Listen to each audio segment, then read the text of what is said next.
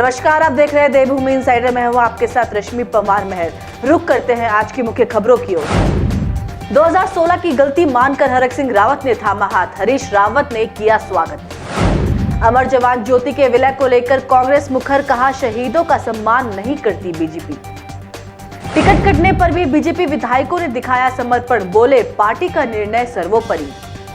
Ticket वितरण के बाद पहली बार सीएम धामी पहुंचे अल्मोड़ा, जीत के लिए गोलू देवता से मांगा आशीर्वाद। चुनाव आचार संहिता के बाद आपराधिक मामलों पर पुलिस की ताबड़तोड़ कार्रवाई, 250 बदमाश गिरफ्तार। अब खबरें विस्तार से। लगभग एक हफ्ते से कभी कांग्रेस और कभी बीजेपी में वापस जाने की चर्चाओं के बीच राजनीतिक फजीहत झेल रहे हरक सिंह रावत को आखिरकार आज कांग्रेस में शामिल कर लिया गया है। बेहद सूक्ष्म और बिना शोर शराबे के दिल्ली में हरक सिंह रावत को कांग्रेस की सदस्यता दिलाई गई। वहां यह भी बताया गया कि लैंसडौन विधानसभा से कांग्रेस उनकी बहू को टिकट दे रही है। अनुकृति गुसाई रावत को लैंसडौन से टिकट दिलाने के लिए ही हरक सिंह रावत ने बीजेपी को बगावती तेवर दिखाए थे और बीजेपी ने उससे पहले ही हरक को बाहर का रास्ता दिखा दिया था।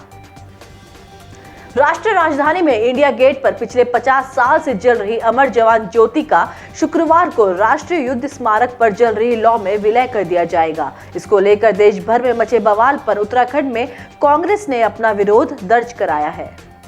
बीजेपी प्रत्याशियों की सूची जारी होने के बाद सीएम पुष्कर सिंह धामी पहली बार अल्मोड़ा पहुंचे। इस दौरान उन्होंने चितई मंदिर में गोलू देवता के दर्शन कर पूजा अर्चना की। साथ ही प्रदेश में शांतिपूर्ण चुनाव संपन्न होने के साथ ही बीजेपी की जीत के लिए आशीर्वाद मांगा।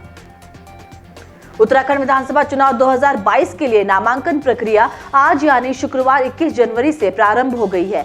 इसके लिए राज्य भर में व्यवस्था की गई है। जिलों की सभी विधानसभा सीटों के कक्ष निर्धारित कर दिए गए हैं। इन कक्षों में नामांकन, स्क्रूटनी और नामांकन वापसी आदि सभी प्रक्रियाएं पूर्ण की जाएंगी। उत्तराखंड विधानसभा चुनाव 2022 के लिए कांग्रेस आज अपने उम्मीदवारों की पहली लिस्ट जारी करेगी। हालांकि अंदरूनी खबर ये है कि कांग्रेस में अभी भी 5 से 8 सीटों पर पेंच फंसा हुआ है। इन सीटों पर प्रत्याशियों की घोषणा कांग्रेस 1-2 दिन में कर सकती है। उत्तराखंड विधानसभा चुनाव 2022 के लिए बीजेपी ने गुरुवार को 59 प्रत्याशियों की पहली लिस्ट जारी कर दी है। वहीं जिन नेताओं का टिकट कटा है उन्होंने बागी तेवर दिखाने शुरू कर दिए हैं, जिससे पार्टी की मुश्किलें बढ़ गई हैं। टिकट कटने के बाद पूर्व विधायक शेर सिंह गड़िया ने पार्टी से इस्तीफा देने का मन बनाया है। सूत्रों की माने तो जल्द शेर सिंह गड़िया अपने समर्थकों के साथ कांग्रेस का हाथ थाम सकते हैं। उत्तराखंड में चुनाव आचार संहिता लगने के 11 दिन बाद आधिकारिक आंकड़े बताते हैं कि राज्य में आपराधिक मामलों पर भारी संख्या में ताबड़तोड़ कार्रवाई की गई है। चुनाव आयोग के नियमानुसार हरकत में आई उत्तराखंड पुलिस द्वारा राज्य भर में 9 जनवरी 2022 से 20 जनवरी 2022 तक अवैध शराब, ड्रग तस्करी, अवैध शस्त्र, इलीगल कैश, हर तरह के अपराधियों पर शिकंजा कसने के साथ ही इनामी अपराधियों की धरपकड़ और गैंगस्टर गुंडा एक्ट जैसे तमाम मामलों में युद्ध स्तर पर कार्रवाई जारी है। हरिद्वार धर्म संसद में कथित हेट स्पीच मामले में इन दिनों गिरफ्तारियां चल रही है। अपनी गिरफ्तारी को रुकवाने के लिए हेट स्पीच मामले के एक आरोपी स्वामी प्रबोधानंद गिरी हाईकोर्ट पहुंचे हैं। उनकी याचिका पर सुनवाई के बाद नैनीताल हाईकोर्ट ने उत्तराखंड सरकार से 25 जनवरी तक जवाब मांगा है।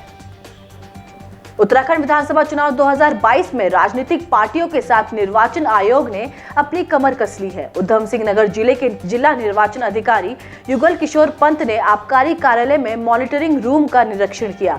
इस दौरान 40 दुकानों पर सीसीटीवी कैमरे बंद पाए गए। डीएम ने सभी 40 दुकानों की निकासी बंद करने के निर्देश दिए हैं। पौड़ी जनपद के धुमाकोट कोतवाली के अंतर्गत एक मिनी बस 100 मीटर गहरी खाई में जा गिरी। हादसे में एक व्यक्ति की मौत हो गई, जबकि 19 लोग घायल हो गए हैं। सभी घायलों को इलाज के लिए रामनगर जिला अस्पताल में भेज दिया गया है। बाकी अपडेट्स के लिए देखते रहिए देवभूमि इनसाइडर। आज ही डाउनलोड करें देवभूमि इनसाइडर ऐप।